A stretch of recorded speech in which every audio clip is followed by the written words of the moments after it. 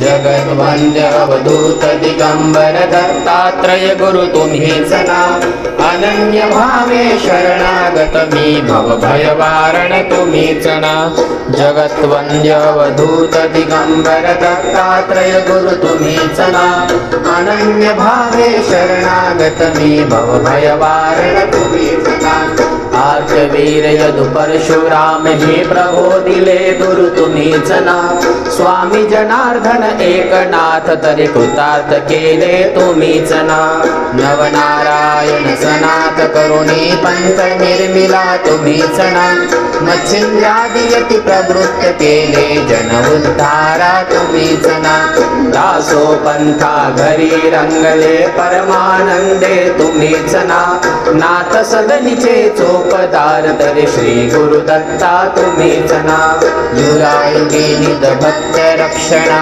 अवतरता गुरु तुम्हीच ना बालोन्मत्त पिशाच वृत्ती धारण करता तुम्हीच ना स्नान काशीपुरी चंदन पंढरी संध्या सागरी तुम्हीच ना करुणी भिक्षा करविरी भोजन पांचाळेश्वरी तुम्हीच ना तुळजापुरी करी शुद्धी तांबूल निद्रा माहुरी तुम्हीच ना करुणी समाधी मग्न निरंतर गिरणारी गुरु तुम्हीच ना विप्रस्त्रियेच्या वचनी गुंतले पिठापुरी गुरु तुम्हीच ना श्रीपाद वल्लभ नरसे सरस्वती करंज नगरी तुम्हीच ना जन्मताच ओंकार जपोनी मौन धरिले तुम्हीच ना मोजी बंदिनी वेद वदोनी जननी सुखविले तुम्हीच ना चतुर्थाश्रम जीर्णोद्धारा आश्रम घेऊन तुम्हीच ना कृष्ण सरस्वती सद्गुरु वदनी चित्तागमले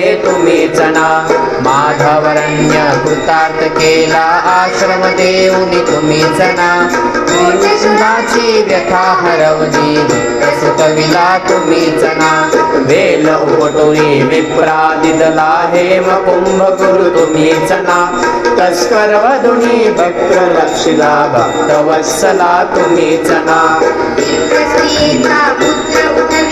निष्ठा देऊनी तुम्हीच ना दीन जीवंत पाठी केला सजीव करुणी तुम्हीच ना वारी नर्मदा औदुंबर ही वास्तव्य करुणी तुम्हीच ना भीमा अमरजा संगमी आले गाणगापुरी गुरु तुम्हीच ना संगमतानी अनुष्ठानी रत तुम्हीच ना माध्यानी मठी तुम्हीच ना ब्रह्म राक्षसा मोक्ष देऊनी उद्धरले मठी तुम्हीच ना वांग मनीषी तुपविले फुलविले शुष्क काष्ट गुरु तुम्हीच ना दिव्य देह गुरु तुम्हीच ना तुमसी ग्रामी तुम्हीच ना अगणित दिदले धान्य कापुनी शूद्राक्षे गुरु तुम्हीच ना रत्नाईचे कुष्ठ दवरले तीर्थ वर्णे तुम्हीच ना दीपवाणी विनी तुम्हीच ना भास्कर हस्ते 4 सहस्रा भोजन दिले तुम्हीच ना निमेष मात्रे कंतकनेला श्रीशैल्यासी तुम्हीच ना सायं देवा काशी यात्रा दाखविली गुरु तुम्हीच ना गर्वहराया तुम्हीच ना कन्या पुत्र ही तुम्हीच ना कृतार्थ केला मानस पूजनी नरकेसरी गुरु तुम्हीच ना माहुरचा सतीपती उठवणे कर्म कथिला तुम्हीच ना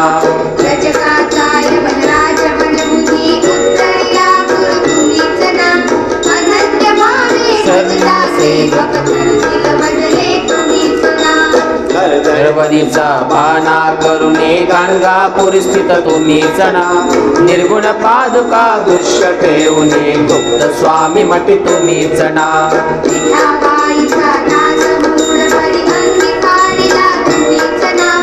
आत्मचिंतनी रमवा निशदिनी दीनानाथ गुरु तुम्हीच ना जगद्वंद्य अवधूत दिगंबर दत्तात्रय गुरु तुम्हीच ना अनन्य भावे शरणागत मी भवभयवारण तुम्हीच ना भवभयवारण तुम्हीच ना भवभयवारण तुम्हीच ना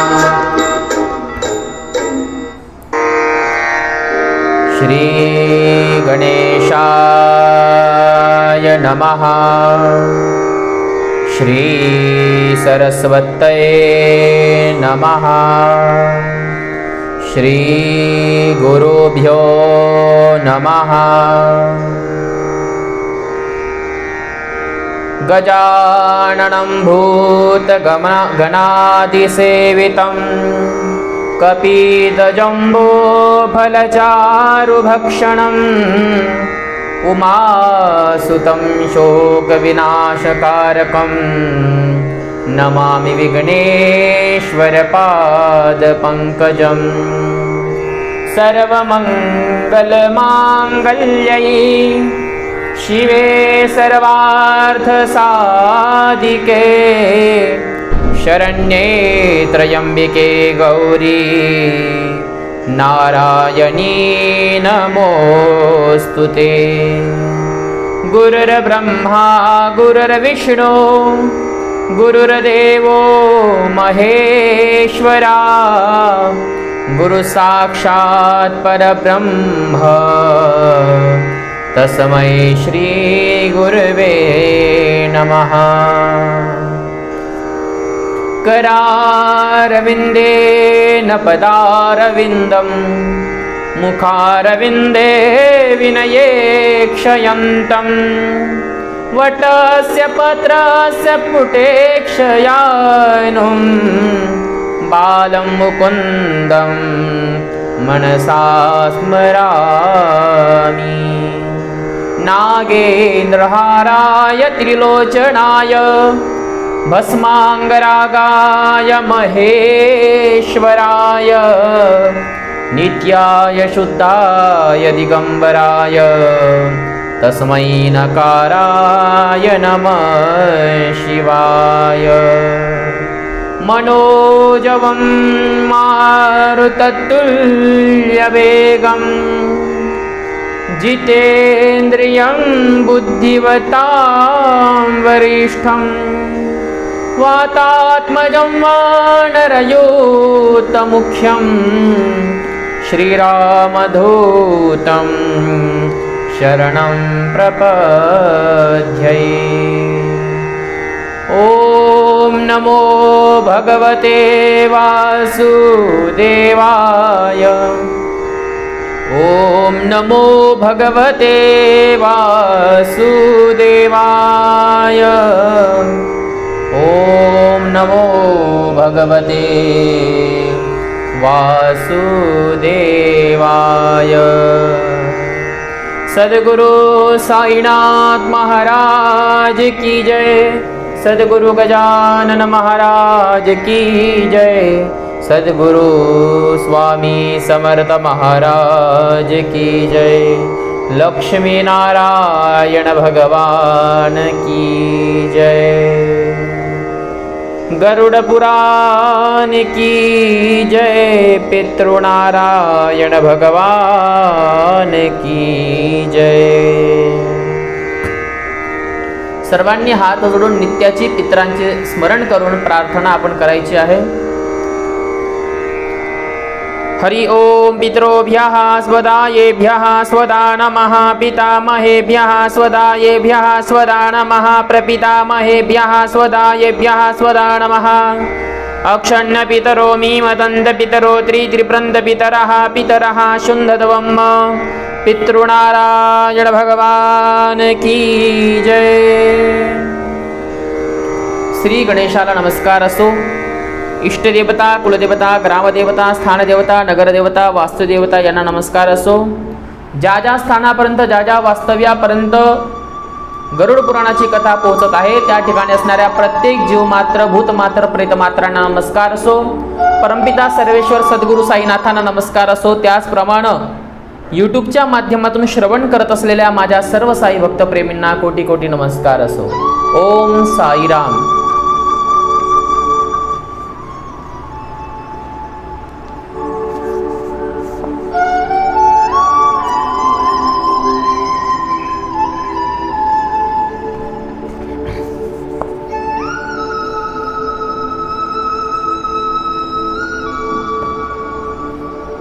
काल आपण जी कथा श्रवण केली,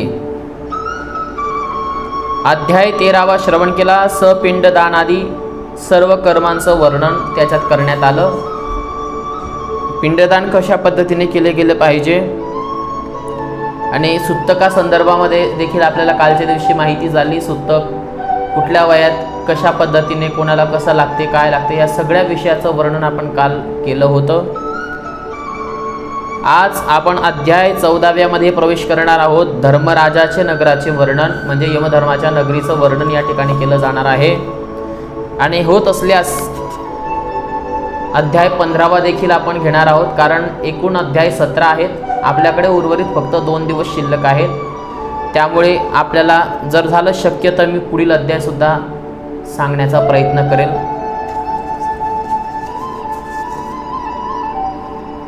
अध्याय 14मध्ये प्रवेश करूया. नैमिष अरण्यामध्ये सूत मुनी शौनकादिक ऋषींना कथन करतायत. दुसरीकडे भगवान विष्णू गरुड भगवंताला कथन करतायत. तिसरीकडे भगवंताच्या ईश कृपेनं मी आपल्यापर्यंत कथा पोहोचवतोय. गरुडानं विचारलं, हे देवादिदेवा, यमलोकात किती मोठे आहे, कसे आहे, ते कोणी तयार केले आहे, तिथला दरबार कसा आहे. जी धार्मिक व्यक्ती धर्ममार्गावरून चालत धर्म मंदिरात जाते त्या धर्माविषयी मार्गाविषयी मला सांगावे. जो यमलोकाच्या मार्गाने जातो त्याविषयी मला वर्णन करावं आणि त्या धर्म मंदिराचं देखील वर्णन करा. म्हणजे यमाच्या राजधानीचं, यमाच्या राज्याचं वर्णन मला करून दाखवा. त्यावर भगवान विष्णू म्हणाले, हे गरुडा, एक स्वर्गीय धर्मनगर खूप पुण्य केल्यावरच मिळते. याम्य म्हणजे यमपुरी आणि नैऋत्य म्हणजे राक्षसपुरीच्या मध्ये यमराज नगर आहे, लक्षात ठेवा. आणि ते व्रजमय सुवर्णाने आणि भक्कम आहे, ते अभेद्य आहे. कोणीही देव देवता आणि असुर ते नगर भेदू शकत नाही, म्हणजे पाडू शकत नाही. ते चौरस असून 4 द्वारे आहेत, त्याला 4 दरवाजे आणि चौरस पद्धतीनं त्याचं बांधकाम आहे. चारी बाजूला उंच भिंतींनी ते वेढलेले आहे. ते 1000 योजने म्हणजे 4000 कोस विस्तीर्ण आहे. त्या नगरात चित्रगुप्ताचे मंदिर आहे. त्यांची लांबी रुंदी 25 योजने आहे. यमनगरीमध्ये चित्रगुप्ताचं देखील मंदिर म्हणजे त्यांचं राहण्याचं स्थान आहे.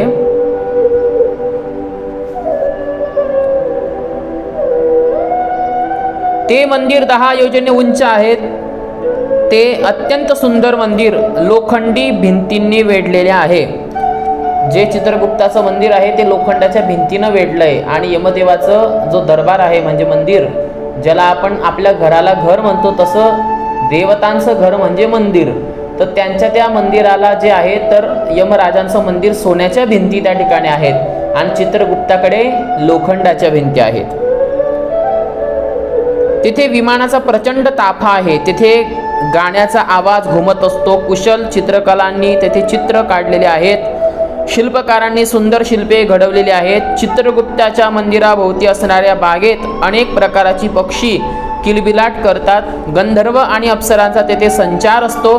चित्रगुप्त आपल्या दरबारात सुंदर आसनावरून बसून माणसाच्या आयुष्याचा विशोभ मांडत असतात. बघा, आपल्या आसनावर बसून चित्रगुप्तांचं काम काय आहे?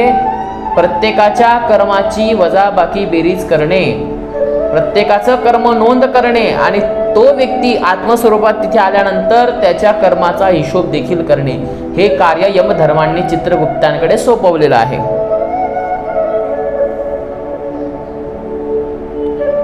आयुष्याचा हिशोब मांडत असतात आणि चित्रगुप्त माणसाने केलेले पापे आणि पुण्य कधीही विसरत नाही. मानवाचे शुभाशुभ कर्म काय आहेत ते चित्रगुप्ताच्या आज्ञेनुसार मानव भोगत असतो. चित्रगुप्ताच्या घरात पूर्वेला ज्वराचे भले मोठे भवन आहे. दक्षिणेकडे शूल आणि विस्फोटक इत्यादींची घरे आहेत, म्हणजे त्या ठिकाणी सैन्यांचं वर्णन केलं आहे. पश्चिमेला कालपाश आणि अजीर्ण आणि अरुची यांची घरे आहेत. उत्तर दिशेला राजरोग आणि पांडुरोगांची घरे आहेत. ईशान्य दिशेला मस्तकशूल आणि आग्नेयेला मूर्छेचे निवासस्थान आहेत. नैऋत्येला अतिसार, वायव्येला शीत आणि दाहा यांचे घरे आहेत.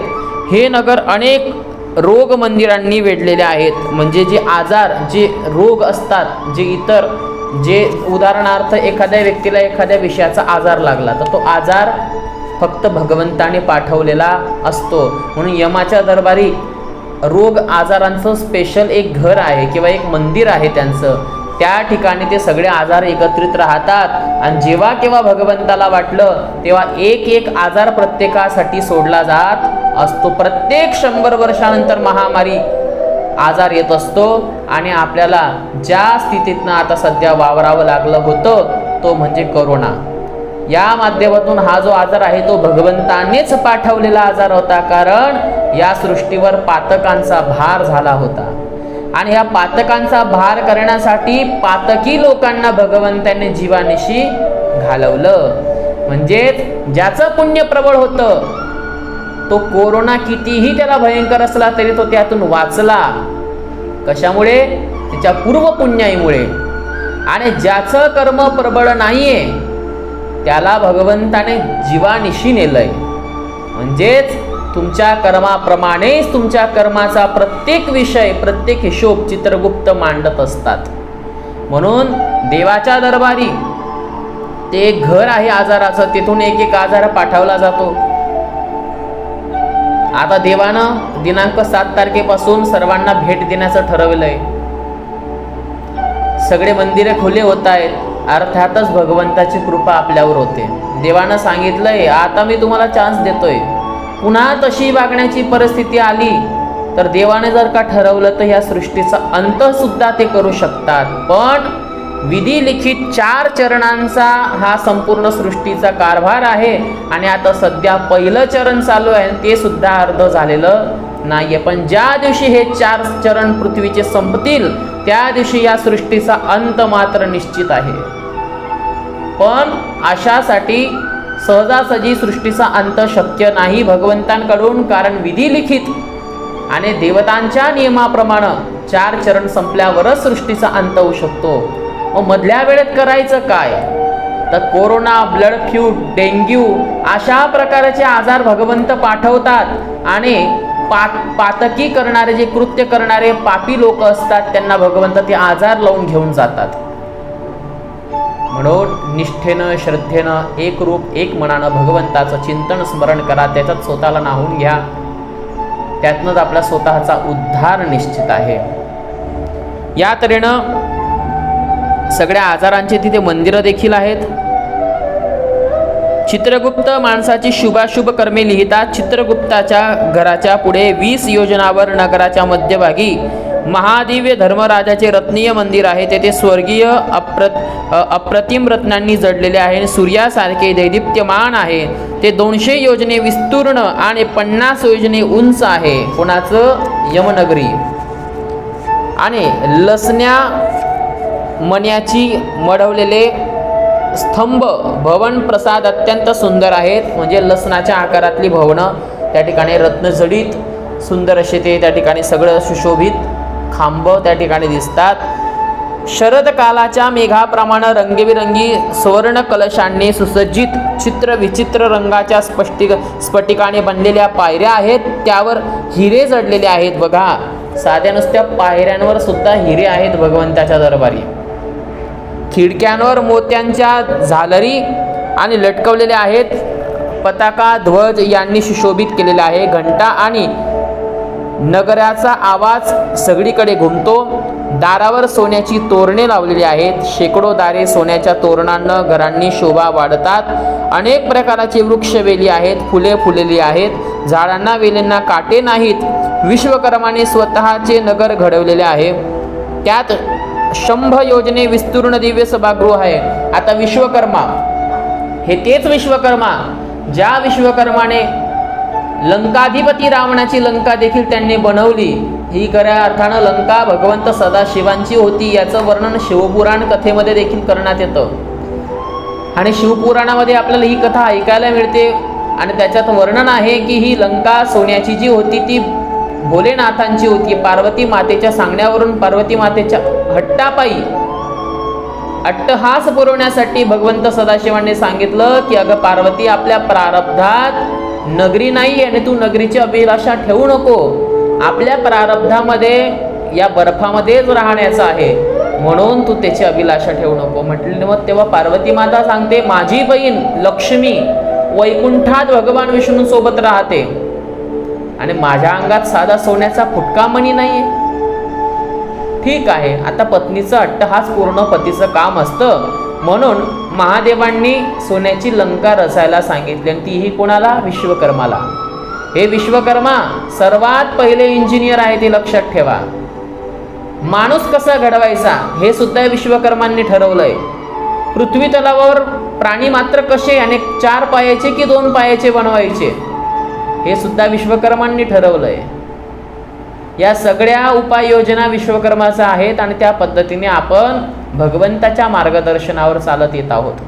आणि मग जेव्हा ही लंका पूर्णपणे तयार झाली, शेवटी वास्तुशांतीला कोणाला बोलवण्यात आलं? रावणाला. आणि रावणानं जेव्हा विधिवत व्यवस्थित त्यांची पूजा केली, त्यावेळेला सांगितलं की तुम्हाला काय हवंय ब्राह्मणा सांगा, दक्षिणा म्हणून काय देऊ. तेव्हा रावण सांगतो म्हणे, देवा तुम्ही जे देणार ते मी स्वीकारेन. म्हणे नाही, दक्षिणा तीच दिली गेली पाहिजे जे ब्राह्मणाच्या मुखातून वदलं जाईल. म्हणून तुम्ही मला सांगा तुम्हाला दक्षिणा काय पाहिजे. वास्तुशांतीची पूजा व्यवस्थित संपन्न झाली. म्हणजे दक्षिणा म्हणून मला तुमची पत्नी हवी आहे आणि ही सोन्याची लंका हवी आहे. काय सांगताय? तुमची पत्नी आणि ही सोन्याची लंका हवी आहे मला. भगवंत सदाशिव हसायला लागले, पण मात्र पार्वती मातेला क्रोध आला. म्हणे, दृष्टा, हे माझं स्वप्न आहे आणि माझ्या स्वप्नाला तू माझ्यापासून हिणवतोय आणि तेही माझी लंका तर घेतोय आणि मला देखील तू मागतोयस. भगवंत सदाशिवांनी काहीही न बोलता एका शब्दावर होकार दिला, पण मात्र पार्वती मातेला अत्यंत क्रोध आलेला होता. देवानं सांगितलं की म्हणे तू क्रोध करू नकोस. म्हणे नाही, तुम्ही माझी लंका घेऊन जातायत म्हटल्यानंतर हा रावण माझी लंका नेतोय. जा, मी तुला श्राप देते, जी लंका तू नेतोय माझ्यापासून हिणवून भगवंत सदाशिवांच्या लंका तू नेतोय, तर त्यांचाच 11वा अवतार तुझ्या लंकेचं दहन करेल. म्हणजे मारुती रायांनी ती लंका जाळली होती. म्हणे, देवा, लंका तर मला मिळाली, तुमची पत्नी. महादेवांनी सांगितलं, माझी पत्नी तर मी तुला देऊ शकत नाही म्हटले. मी लंका उदारतेनं तुला दिली, पण पत्नी मात्र देऊ शकत नाही. पण माझ्या पत्नीपेक्षा सुंदर पत्नी तुझी असेल, तिचं नाव असेल मंदोदरी. म्हणून पार्वती मातेपेक्षाही सुंदर स्वरूप रावणाच्या पत्नीचं होतं. तर विश्वकर्मात सांगायचा उद्देश हा होता की विश्वकर्माने ती लंका रचलेली होती आणि मग अशा पद्धतीने विश्वकर्मा त्यांचं ते काम करत असतात. स्वतःचे नगर घडवले आहे. त्यात शंभ योजने विस्तीर्ण दिव्य सभागृह आहे. ते सभागृह सर्वत्र प्रकाशमान आहे, देखणे आहे. तेथे फार गरम नाही किंवा फार थंडीही नाही. मनाला प्रसन्न वाटेल अशी हवा येत आहे. तेथे दुःख म्हातारपण नाही. तेथे थंड आणि उष्ण असे दोन्ही प्रकार पाण्याचे प्रवाह आहेत. तेथे पवित्र शब्द बोलले जातात. तेथे कल्पवृक्षही आहे. कल्पवृक्ष म्हणजे वटवृक्ष. हे गरुडा, तो दरबार बाधारहित आहेत आणि मनोहर आहे, कामनापूर्ती करणारा आहे. विश्वकर्माने खूप काळ तपश्चर्या केली आणि त्यानंतर त्यांनी हे नगर बसविलं. उग्र तपश्चर्या करणारे, व्रत करणारे, सत्य बोलणारे, शांत स्वभावाचे संन्यासी सिद्ध पुरुष, पवित्र कार्य करणारे पवित्र लोक त्या दरबारात जातात. बघा, ज्याने चांगलं सत्कर्म केलंय तो विश्वकर्माच्या दरबारी जातो. त्याचं वर्णन मी केलं. जो संन्यासी असेल, महातपस्वी असेल, चांगला स्वभावाचा असेल, प्रसन्न मनाचा असेल, अशा व्यक्तीलाच विश्वकर्माच्या दरबारी जागा मिळत असते. सगळ्यांचे शरीर तेजपुंज आणि अलंकृत आहे. या ठिकाणी गेलेला प्रत्येक आत्मा जो तेजपुंज म्हणजे तेजस्वी दिसतो, अलंकृत म्हणजे अंगावर दागिने देखील आहेत त्या आत्म्यांच्या, वस्त्र निर्माण असतात. त्या भव्य दरबारात धर्मराज 10 योजने विस्तीर्ण सर्व रत्नांनी मडवलेला सुंदर आसनावर बसलेले सज्जनांमध्ये श्रेष्ठ असे आहेत. त्यांच्या आसनावर सुंदर छत्र आहे. त्यांच्या कानाला कुंडले शोभून दिसतात. सर्व अलंकारांनी मडलेले सुंदर अप्सरा हातात चामर घेऊन त्यांना वारा घालत असतात. गंधर्व आणि अप्सरा आपल्या गायन वादनानं त्यांची सेवा करतात. हातात पाश धारण केलेल्या यमराजाच्या सेवेत चित्रगुप्त आहे. तसेच उग्र रूप धारण केलेले बलवान योद्धाही यमराज अर्थात धर्मराजाच्या अवतीभोवती असतात. धर्मराज म्हणजे यमधर्माच्या आजूबाजूला सगळ्या प्रकारचे सैन्य त्या ठिकाणी आहेत. हे गरुडा अग्निश्वाताला सोमपा उष्पमा स्वधातम बहिषत मूर्तिमान अमूर्तिमान अर्यमा पितृगण आणि तेजस्वी मुनीसह धर्मराजाची उपासना करत असतात. त्या ठिकाणी अत्रि वसिष्ठ पुलह दक्ष अंगिरा भृगु जमदग्नी पुलत्स्य अगस्त्य आणि नारद हे ऋषीगण आणि इतरही बरेच धर्मराजाच्या दरबारी सभासद आहेत. त्यांची नावे अगणित आहेत. धर्मशास्त्राच्या व्याख्येद्वारे यथार्थ निर्णय घेणारे सगळेच परमेश्वराच्या आज्ञेनुसार धर्मराजाची सेवा करतात. धर्म जाणणारे सूर्यवंशी आणि चंद्रवंशी राजे दरबारात धर्मराजाची सेवा करतात. मनु दिलीप मानधता सगर भागीरथ अमरीश अनरम्य मुचुकुंद निमी आणि पृथु ययाती दुष्यंत नहुष पुरु शिबी नल भरत शांतनु पांडू सहस्रार्जुन आणि बरेच कीर्तिमान राजे अश्वमेध यज्ञ केल्याने धर्मराजाच्या दरबाराचे सभासद झालेले आहेत. ज्यांनी अश्वमेध नावाचा यज्ञ केलाय ते हे धर्मराज म्हणजे भगवान यमधर्माचे सभासद त्या ठिकाणी झालेले आहेत. ते सगळेजण त्या ठिकाणी वास्तव्य करतात. ज्यांनी अश्वमेध यज्ञ केला आहे असे राजे. आता ज्या राजांचं मी वर्णन केलं या सर्व राजांनी अश्वमेध नावाचा यज्ञ केला होता आणि म्हणून आज त्यांना कुठल्याही कर्माचा त्यांचा हिशोब न करता त्यांना धर्मराजाच्या दरबारी त्यांना स्थान प्राप्त झालंय. यमाचा दरबार वेगळा आणि नरक दरबार हा वेगळा. नरकामध्ये फक्त पिशाच्च आपले कर्माचे भोग भोगतात, पण यमधर्माचा जो दरबार आहे तो असा प्रसन्नमय आहे. वातावरण असलेला त्या ठिकाणी फक्त पुण्यात्माच जाऊ शकतो. धर्मराजाच्या सभेत सर्व कार्य धर्मपूर्वक प्रामाणिकपणे केले जाते. तेथे पक्षपात नाहीये, असत्य नाही आणि मत्सर नाही. त्या दरबारात बसणारे सगळेच शास्त्र जाणणारे धर्मपारायण आहेत. ते नेहमीच धर्मराजाची उपासना करतात. जो धर्माला जाणू नये अधर्माचा नाश करणारे जे व्यक्ती आहेत त्यांना नरक, आणि जो धर्माचं प्रांजळतेनं चांगल्या मनपूर्वक आदर ठेवतो अशा व्यक्तीला धर्मात्म्याच्या त्या ठिकाणी राहण्याच्या ठिकाणी त्यांना वास्तव्य करण्याचं सौभाग्य प्राप्त होत असतं. हे गरुडा महात्मा धर्मराजाचा दरबार हा असा आहे. जे पापी आहेत ते दक्षिण मार्गाने जातात, त्यांना हा दरबार दिसत नाही. आणि धर्मराजाच्या नगरात जाण्याचे 4 मार्ग आहेत. ज्या मार्गाने पापी जातात त्या मार्गाविषयी मी तुला सांगतो. बाकी तिन्ही मार्गांनी धर्म मंदिरात जाणारे लोक अत्यंत पुण्यवान असतात. जे 3 मार्ग आहे म्हणजे ज्या 4 दिशांपैकी एक मार्ग नरकाकडे जातो तो म्हणजे दक्षिणाचा, आणि इतर जे मार्ग आहे ते धर्माच्याच दरबाराकडे जात असतात. पण 4था दरवाजा सुद्धा धर्माच्या दरवाजाकडे मार्गाकडे जाणारा आहे. तरी देखील त्या पापी माणसाला धर्मराजाचा दरबार दिसत नाही. त्यांच्यासाठी खास दक्षिण मार्ग म्हटला गेला आहे. त्यांच्याविषयी मी सांगतो. पूर्वेकडे एक मार्ग आहे, तेथे सर्व सुखे उपलब्ध आहेत. पारिजात वृक्षाची सावली चोहीकडे पसरलेली आहे. बघा, पारिजातकाचं फूल आपल्याला माहिती असेल, हे स्वर्गामधून आलेलं वृक्ष आहे, म्हणून हे सगळ्यात श्रेष्ठ मानलं गेलेलं आहे. सगळं मार्ग रत्नांनी सुशोभित आहे. त्या मार्गावर अनेक विमाने आहेत, सुंदर फुलझाडे असतात, बागा आहेत, अमृतरूपी जल आहे. त्या द्वारातून पवित्र देवऋषी, निर्मल राजश्री, अप्सरा, गंधर्व, विद्याधर आणि मोठे मोठे साप जातात. त्याचप्रमाणे देवदेवतांनी आराधना करणारे, शिवभक्ती करणारे, ग्रीष्म ऋतूत जलदान देणारे, माघ महिन्यात इंधन देणारे, वर्षा ऋतूत दान देणारे आणि आश्रय देणारे, दीन दुबळ्यांना अमृतासारखे गोड बोलून आश्रय देणारे, सत्याचे आचरण करणारे, शांत निर्भली, मातृपितृभक्त, गुरुसेवा करणारे, तत्पर, गोदान, विद्यादान आणि भूदान करणारे, पुराण सांगणारे, ऐकणारे, पारायण करणारे, तसेच इतर प्रकारे पुण्य करणारे लोक पूर्वकडच्या द्वारातून धर्मराजपुरीत प्रवेश करत असतात. बघा, जे कोणी हे सर्व काही करतो, जे कोणी हे सर्व काही करणारा आहे त्याला पूर्वेकडून त्याचा आत्मा जात असतो. ज्याने पाप केलं असेल तो त्याचा आत्मा दक्षिणेकडून जात असतो. दुसरा मार्ग उत्तरेकडचा आहे. तो शेकडो मोठमोठ्या रथांनी आणि पालख्यांनी भरलेला आहे. हरिचंदनानं भूषित आहे. हंस आणि सारस खूप आहेत. चक्रवाकांनी मार्ग सुशोभित आहे. तेथील सरोवर अमृताप्रमाणे पाणी आहे.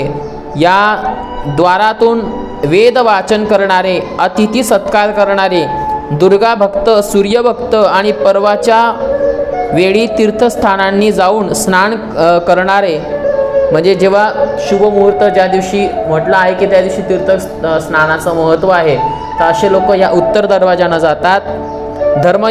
धर्मयुद्ध मारले गेलेले, उपोषणात मरण पावलेले, काशी यात्रेला जाऊन स्वतःला जलसमर्पण करून मरण पावलेले, ब्राह्मणांसाठी किंवा स्वतःच्या स्वामीसाठी आणि तीर्थक्षेत्री जाऊन मरण पावलेले, योग अभ्यासाने मरणारे, सतभात्री पूजा करणारे, नेहमी महादान करणारे या उत्तरेकडच्या द्वारानं प्रवेश करतात. धर्मराजाचा दरबारी ते जात असतात. अशा पद्धतीने वर्णन केलंय. तिसरा मार्ग पश्चिमेकडचा, तो रत्नांनी मडवलेला, मंदिरांनी सुशोभित आहे. तिथल्या विहीर अमृत जलाने भरलेल्या आहेत. ऐरावताच्या कुळातील प्रचंड हत्तींनी आणि उच्च कुळीच्या श्रवापासून निर्माण झालेल्या अश्वांनी तो मार्ग भरलेला आहे.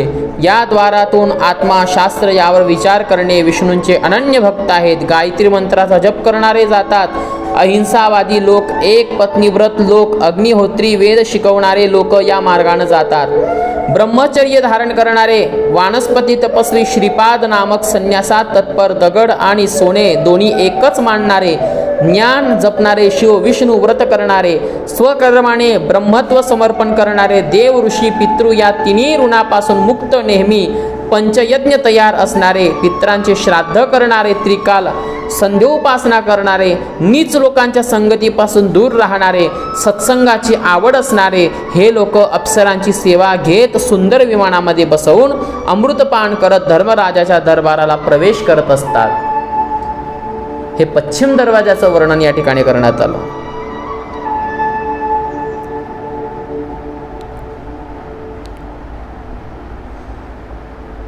आणि प्रत्यक्ष यमराज त्यांचे स्वतः स्वागत करतात, त्यांना समोर जातात. त्यावेळी यमराज चतुर्भुज होऊन शंख, चक्र, गदा आणि खड्ग धारण करून त्यांच्या बरोबर जीवलग मित्राप्रमाणे वागतात.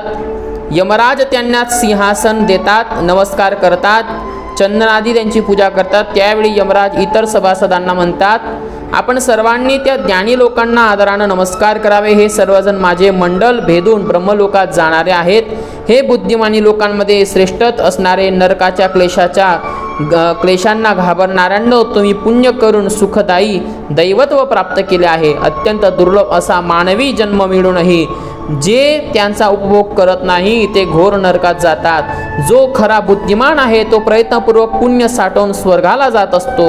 बघा, ज्याला भगवंतानं सद्बुद्धी दिलेली आहे, ज्याला पाप आणि पुण्य कळतं, असा व्यक्ती स्वर्गाला जातो. ज्याला पाप पुण्य माहिती आहे तरी देखील पापच करतो, अशा व्यक्तीला नरक यातना भोगून नरकातच जावे लागत असतात. यमराजाचे धर्मवचन ऐकून त्यांना आणि त्या दरबारातल्या प्रणाम करून देवतांकडून पूज्य मानले गेलेले आहे. मुनींकडूनही प्रशासित असे ते विमान बसवून मोक्ष प्राप्त करतात. आणि काही लोक मोठ्या आदराने धर्मराजाच्या सभेतच राहतात. इथे कल्पनांतपर्यंत वास करतात. काही पुण्यवान जीव मनुष्य लोकात जन्म घेतात. पुन्हा ते सर्वज्ञ, सर्व शास्त्रात पारंगत, श्रीमंत उपभोगून परमगती प्राप्त करतात. गरुडा, तू विचारलेल्या यममार्गाचे वर्णन मी केले आहे. वर्णन भक्तिभावना ऐकणारे मानव सुद्धा धर्मराजाच्या दरबारात जात असतात. जो कोणी ही कथा ऐकेल, वाचेल, तो देखील धर्मराजाच्या दरबारी जाण्याचं त्याचं सत्पुण्य पात्रास येत असतं. म्हणून आपण सदैव चांगलं कर्म करत चला, निष्ठेनं, श्रद्धेनं वागत चला. जीवनात आपल्याला कधीही अपयश न येता भगवंताची प्राप्ती अवश्य होईल. आता आपण अध्याय 15व्या मध्ये प्रवेश करणार आहोत. पितृनारायण भगवान की जय. अध्यायाचं नाव आहे चांगले कर्म करणाऱ्याच्या जन्माचे वर्णन. जो चांगलं कर्म करतो त्याचं वर्णन या ठिकाणी करण्यात आलेलं आहे. गरुडाने श्री विष्णूंना विचारलं, धार्मिक सत्पुरुषा लोक स्वर्गाला उपभोग घेऊन चांगल्या कुळात पुन्हा जन्म घेतात. हे धर्मात्मा लोक जन्म घेताना मातेच्या गर्भात कोणता विचार करतात त्याविषयी मला सांगावे. एखादा व्यक्ती जर का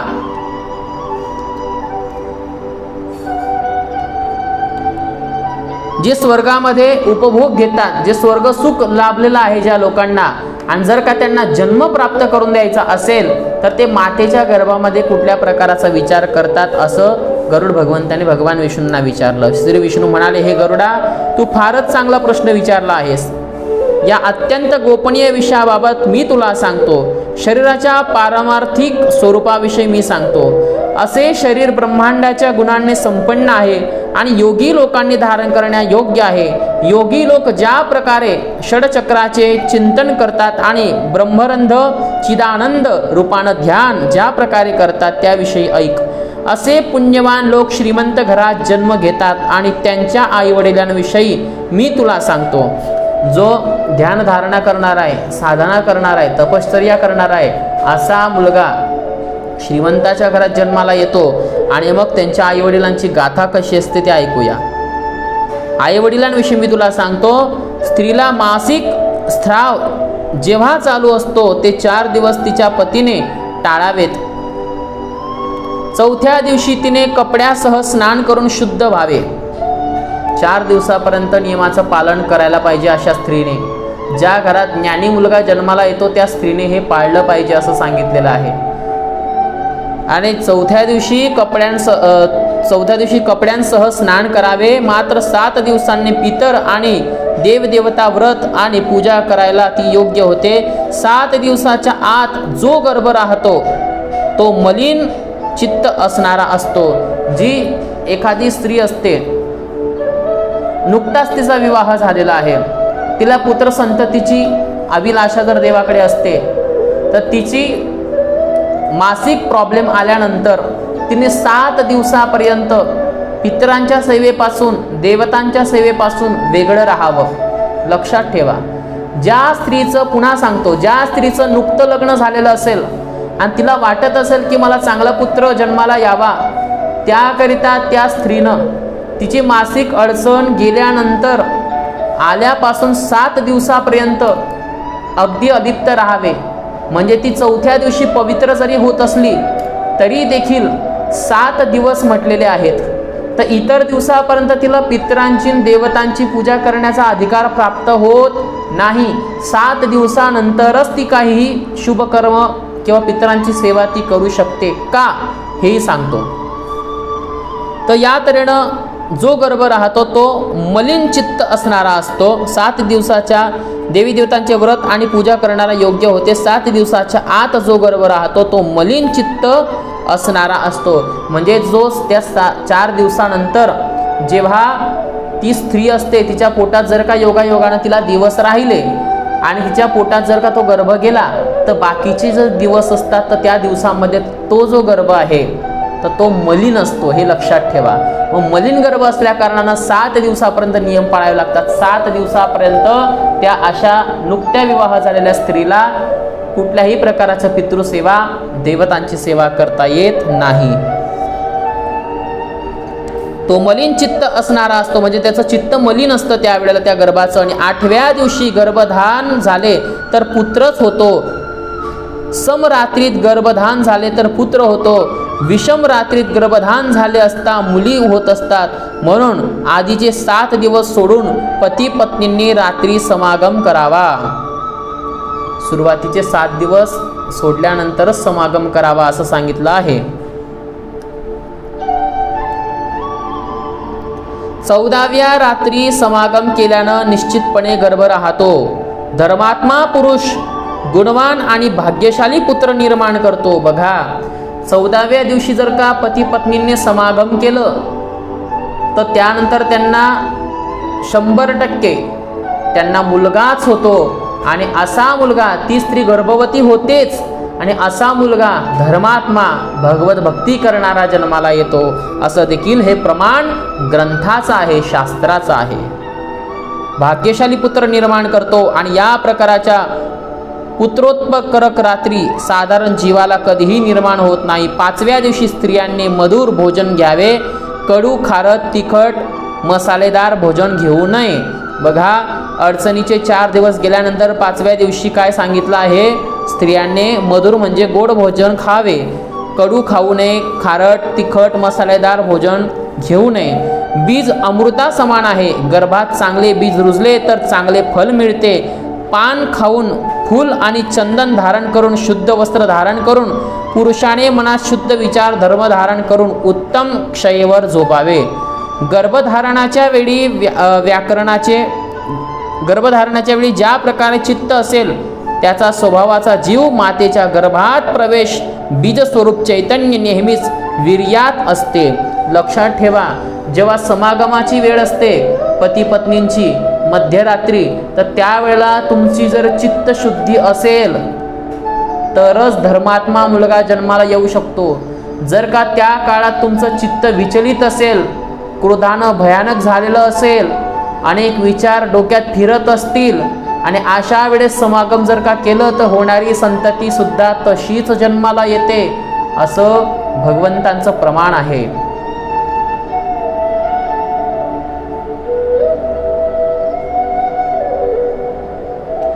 गर्भधानाच्या वेळी ज्या प्रकारे चित्त असेल त्या स्वभावाचा जीव मातेच्या गर्भात प्रवेश बीज स्वरूप चैतन्य नेहमीच वीर्यात असते। कामचित्त आणि शुक्र एक झाले की तिच्या गर्भक्षयात पुरुषाचे वीर्यखलन होते। शुक्र आणि रुधिर यांच्या संयोगानं पिंडाची उत्पत्ती होत असते। गर्भात सुकृती पुत्र परम आनंददायी असतो, त्याची संपूर्ण पुसवत इत्यादी क्रिया होतात। जो पुण्यात्मा आहे तो उच्चीचे ग्रह असतात जन्माला येतो आणि त्याच्या जन्मावेळी ब्राह्मणाला खूप धनप्राप्ती होते। ज्या ब्राह्मण कुळामध्ये एखादा मुलगा किंवा मुलगी जन्माला जर का आली, या सर्व नियमांचं जर का तुम्ही पालन केलं असेल आणि मग जर का ती मुलगी किंवा मुलगा जन्माला आला ज्या ब्राह्मणाच्या कुळात किंवा इतरांच्या कुळात, तर त्या व्यक्तीला धनप्राप्ती होत असते, म्हणजे येणारा पैसा अधिक प्रमाणात त्याच्याकडे येत असतो। पुत्र शिस्तबद्ध वागून विद्या संपादित करतो आणि सज्जनांच्या संगतीत वाढत असतो। पूर्वजन्मी केलेला तप तीर्थयात्रा याच्या महापुण्य फलाचा उदय झाल्यावर तारुण्य अवस्थेत त्याला चांगल्या पत्नीचे सुख लाभत असते। कोणाला? त्या बालकाला। त्यानंतर तो आत्मा अनात्मा या विचाराचे चिंतन करतो। ब्रह्म म्हणजे काय याचे चिंतन करतो। पृथ्वी जल अग्नी पवन आणि आकाश ही 5 स्थूले भूते आहेत। या पंचमहाभूतांपासून मानवाची निर्मिती झालेली आहे। हे गरुडा, त्वचा हाडे नाडी रोम आणि मांस हे 5ही गुण भूमीद्वारा निर्माण आहेत। लाळ मूत्र वीर्य मज्जा आणि रक्त हे 5 गुण जलापासून बनविलेले आहेत। आता तेजाचे गुण ऐक। शुद्रा तृष्णा आळस निद्रा आणि कांती हे तेजाचे गुण आहेत। पळणे उड्या मारणे गोळा करणे पसरणे हालचाल करणे हे वायूचे गुण आहेत। शब्द चित्त शून्यता मोह आणि संदेह हे 5 गुण आकाशद्वारा निर्मित आहेत। मन बुद्धी अहंकार आणि चित्त ही नावे अंतःकरणाची आहेत। पूर्वजन्माच्या कर्माद्वारे संस्कार झाल्यानं त्यानुसार मन बुद्धी अहंकार आणि चित्त प्राप्त होत असतात। कान त्वचा डोळे जीभ नाक ही इंद्रिय आहेत। वाक पाणी पाद बुधा आणि लिंग ही कामेंद्रिय आहेत। दिशा वायू सूर्य पंच प्रजेचा अश्विनी कुमार वन्नी इंद्र उपेंद्र आणि मित्र हे ज्ञानेंद्रिय आहेत। कर्मेंद्रिय देव आहेत। शरीराला इडा पिंगला सुधन्ना गांधारी गजजिव्हा पुषा यशस्विनी अलंबुषा आणि शाकिनी या 10 नाड्या आहेत। प्राण उपास समान उदान व्यान नाग कुर्म कुफल देवदत्त आणि धनजय हे 10 वायू आहेत। हृदयात प्राण गुरुदेत अपान अभिमंडलात सामान कंडू देशात उदान आणि सर्व शरीरात व्यान स्थित आहे। ढेकरीला नाग म्हणतात। उमलण्याचा कुर्म वायू म्हटले आहे। कृकल वायू श्रुधाकारक आहे आणि विजुंभापासून देवदत्त नावाचा वायू आहे। सर्वव्यापी वायू धनंजय आहे। तो मृतालाही सोडत नाही। वनस्पतीद्वारे मिळालेल्या अन्नाने शरीराला शक्ती मिळते। व्यान वायू अन्नाचा रस सर्व नाड्यांपर्यंत पोहोचवतो। भोजन केलेला आहार वायूद्वारे 2 भागात विभागला जातो। गुद्धाद्वारापासून प्रवेश करून न पचलेले अन्न आणि पाणी दोन्ही वेगवेगळे करतो। बघा, माणसाच्या शरीरात आपण जे जेवण करतो त्या जेवणाचे 2 विभाग तयार होतात। जे शरीराला पोषक असेल ते तुमच्या शरीराला मिळेल, तुमच्या स्नायूंना शरीरातल्या, आणि जे पचण्यायोग्य नसेल ते गुदाद्वारा बाहेर पडत असतं। अग्नीचा वर जल वरून आणि अन्न जलाच्या वर करून आणि प्राण स्वतःच्या अग्नीच्या खाली स्थिर होऊन हळूहळू वायू फुकतो। फुकलेल्या वायूमुळे शरीराचा अग्निरस आणि मल दोन्ही वेगवेगळे होतात। व्यान वायू शरीराला सगळीकडून रस पोहोचवतो। 12 द्वारातून वेगळे केलेले मल बाहेर काढतो। कान, डोळे, नाक, जीभ, दात, बेंब, नख, लिंग, गुरुद्वार, शिरा, वपू आणि रोम यांना मलस्थान म्हणतात। या प्रकारे सर्व वायू आपापले काम करत असतात। हे गरुडा नरदेहाची 2 रूपे आहेत, एक व्यावहारिक आणि दुसरे पारमार्थिक। व्यावहारिक शरीरावर 3.5 कोटी रोम, 7 लाख केस। बघा, अंगाला जर का क्षार आले तर 3.5 कोटी काटे येणे किंवा क्षार येणे। एखाद्या गोष्टीने आपण भयभीत झालो आणि आपल्या अंगाला क्षार येणे किंवा एखादी गोष्ट ऐकल्यानं देखील आपल्याला क्षार येणे, तर ते एकूण माणसाच्या अंगावर 3.5 कोटी येत असतात। 7 लाख माणसाच्या अंगावर केस आहेत आणि 20 नखे असतात। हे गरुडा सामान्यतः 32 दात असतात। 1000 पळे मांस, 100 पळे रक्त, 10 पळे मेद, 70 पळे त्वचा, 12 पळे मज्जा, 3 पळे महारत्न आहे। शुक्र 2 कुडव, 12 मुठी म्हणजे 1 कुडव। सुशोषित 1 कुडप मापाचे आहे। शरीरात 360 हाडे आहेत। किती?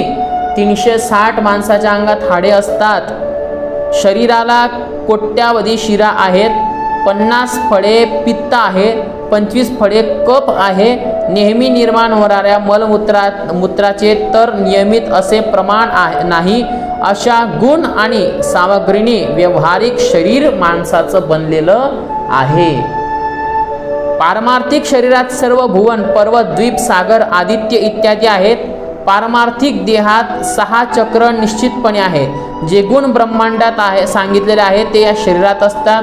हे गुण योगी जनांच्या अवधान आणि धर्मचिंतनात येतात, त्यामुळे तो जीव विराट रूप प्राप्त करतो। विराट रूपाविषयी मी सांगतो। पायाखाली तळ, पायावर वितळ आणि गुडघ्याला सुतळ मानावे आणि गुप्तेंद्रियांना जोड स्थानाला महातळ मानावे। गुप्तेंद्रियांच्या मुळात तळातळ, गुहा भागात रसातळ आणि कटिस्थानी पातळ या प्रकारे 7 लोक मानले जातात। बेंबीत भूलोक, त्यावर भुवलोक, हृदयात स्वर्गलोक, कंठात महालोक, मुखात जनलोक, कपाळी तपोलोक आणि ब्रह्मांध्रात सत्यलोक मानले आहे। म्हणजे जो पुण्यात्मा आहे त्याच्या शरीरात अशा पद्धतीने लोकांची स्थापना केली गेलेली आहे। हे 14 भुवन आहे। त्रिलोकात मेरू स्थित आहे। खाली कोणात मदराचल आणि दक्षिणात कोणात कैलास आणि वायव्य कोणात हिमाचल आहे। त्यावर वरच्या बाजूला निषद पर्वत आणि दक्षिणेकडे गंधमादन आणि डाव्या बाजूला रमानाचल आहे। हे एकूण संसार पर्वत मानले जातात। हाडाच्या जागी जंबूद्वीप, मज्जास्थानी शाकद्वीप, मांसात कुशद्वीप आणि शिरामध्ये कौचद्वीप, त्वचेत शाल्मद्वीप, रोम समूहात गोमोद्वीप आणि नखात पुष्कर स्थित आहे। त्या द्वीपातक असणारे सागर सांगतो। त्या विराट पुरुषाच्या मुखात खारा समुद्र, दुधात दुधाचा समुद्र, श्लेषात मदिराचा समुद्र, मज्जेत तुपाचा समुद्र स्थित आहे। रसात रसाचा समुद्र, रक्तात दहीचा समुद्र, मांसांना कंठाच्या आत स्वादिष्ट जल असते। त्या विराट पुरुषाच्या नादचक्रात सूर्य, बिंदुचक्र, चंद्र, नेत्रामध्ये मंगळ, हृदयात बुध स्थित आहे। विष्णुस्थात बेंबीला गोलात गुरु स्थित आहे। शुक्रात शुक्र आहे, बेंबीत शनी आणि मुखात राहू स्थित आहे। वायूच्या स्थानी केतू स्थित आहे।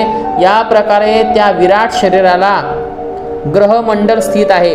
रोज सकाळी पद्मासन घालून षडचक्राने चिंतन करावे। सांगितलेला जप मनातल्या मनात एकदा म्हणाल, त्यामुळे तो सर्व पापे नाहीसे होत असतात आणि मोक्ष मिळत असतो। मूलधारण, स्वादिष्ट, मणिपुरम, अनादम, विशुद्धम आणि आज्ञा ही षडचक्रे आहेत। लिंगांनी मूलाधारण स्थित करून क्रमश नाभी हृदय कंठ भुवनांच्या मध्ये आणि ब्रह्मधारण करून बाकीच्या चक्राने चिंतन करावे। या पद्धतीने जो धर्मात्मा आहे त्याच्या अंगामध्ये असे सगळ्या प्रकारचे जम्बूद्वीप वगैरे वायू वगैरे पर्वत हिमाचल जे काही आहे या सगळ्यांचं वर्णन एका पुण्यात्मा व्यक्तीच्या शरीरामध्ये असतात। म्हणून नेहमी पद्मासन बसलं पाहिजे माणसानं। पद्मासनात जर का आपण बसलात तर आपल्या शरीराची सगळी रेलचल योग्य पद्धतीने होत असते। म्हणजे त्याला आपण ध्यान धारणा असं सुद्धा म्हणतो। पद्मासनाच्या माध्यमातून ध्यान धारणा होत असते आणि मग क्रमाने ध्यान करावे। ब्रह्म धातूर बाहेर गेलेल्या सुपन्ना नावाच्या धर्माचे ध्यान करावे। या मार्गातून गेलेल्या माणसाला विष्णूंचे परमपद प्राप्त होते। या सर्व यौगिक क्रिया आहेत। गुरुशिवाय त्यांचे ज्ञान मिळणार नाही। म्हणून गुरु करा, गुरुकडनं दीक्षा प्राप्त करा।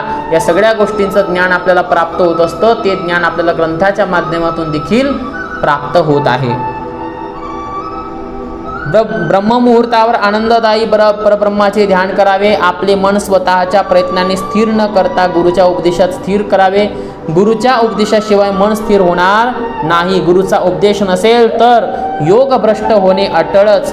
या प्रकारे आधी अंतर्योग, नंतर बाह्ययोग, बहियोग आणि सुरू करावा। स्नान संध्या करून हरिपूजन करावे आणि आपल्या देहाचा अभिमान असणाऱ्या पुरुषांना अंतर्मुख वृत्ती धारण करता येत नाही। म्हणून त्यांनी माझी सरळ भक्ती करावी, म्हणजे त्यांना मोक्ष मिळेल। म्हणून नेहमी सदैव ओम नमो भगवते वासुदेवाय या मंत्राचा जप आपण केला पाहिजे। तप योग हे मोक्ष मिळवण्यासाठी मार्ग असेल तरी संसारी पुरुषासाठी भक्ती हा सहज उपाय आहे। भक्ती संसार करणारा व्यक्ती भक्तीच्या माध्यमातून परमेश्वराला प्राप्त करू शकतो। म्हणून संसारात राहून जर का तुम्ही भगवंताला विसरत असाल तर तुमचा जन्म निरर्थक आहे असं समजावे। हे मोक्ष मिळवण्याचे मार्ग असले तरी संसारी पुरुषासाठी भक्ती हा सहज उपाय आहे। यज्ञ तप योग हे धर्म चित्त शुद्ध करणारे आहेत। जो कोणी तप करेल, यज्ञ करेल, योग करेल, धर्म करेल तो त्या व्यक्तीचं चित्त काय होईल? शुद्ध होईल आणि भक्ती हे त्याचे फल आहे। भक्तीच्या सहायतेनं सनातन मोक्ष प्राप्त होईल आणि जीवनात उत्तर प्रगती माणसाची सहज शक्य आहे। त्याकरिता या सर्व गोष्टींचं पालन करून भगवंताची भक्ती या प्रपंचामध्ये देखील कशा पद्धतीने करावी हे आपल्याला यातनं कळालं। म्हणून तोच व्यक्ती खऱ्या अर्थानं पुण्यात्मा असतो। असाच व्यक्ती पुण्यात्मा म्हटला जात असतो। मंडळी, आजची सेवा भगवंताच्या चरणाशी समर्पित करतो। आज आपण 2 अध्याय केलेत। अर्थातच 14 आणि 15वा अध्याय मी आज आपल्याला सांगितला। उद्याचा अध्याय 16वा असणार आहे। आपण उद्या देखील श्रवण करायची आहे। त्याच पद्धतीनं आज संध्याकाळी 6:30 वाजेला चिंतामुक्त जीवनासाठी आध्यात्मिक उपाय ही मालिका आपण बघायची आहे। ठीक 6:30 वाजेला संध्याकाळी। आपल्या चॅनलला सबस्क्राईब केलं नसेल सबस्क्राईब करा, बेल आयकॉनला टच करा। कमेंट्समध्ये अवश्य सांगा आपल्याला कथा कशी वाटत आहे। काही सूचना असतील ते मी तुम्हाला उद्या किंवा परवामध्ये देणारच आहे। भेटूया उद्याच्या कथेमध्ये। आता सद्गुरूंची प्रार्थना करून कथेला विराम देऊया। सदा सर्वदा योग तुझा घडावा, तुझे कारणी देह माझा पडावा। उपेक्षू नको गुणवंता अनंता, रघुनायका मागणे हेशी आता। ज्या ज्या ठिकाणी मन जाय माझे, त्या त्या ठिकाणी निजरूप तुझे। मी ठेवितो मस्तक ज्या ठिकाणी, तेथे तुझे सद्गुरुपाय दोन्ही। उपासनेला दृढ चालवावे, भूदेव संताशी सदा नमावे। सत्कर्मयोगे वय घालवावे, सर्वामुखी मंगल बोलवावे। जय जय रघुवीर समर्थ। सद्गुरु साईनाथ महाराज की जय।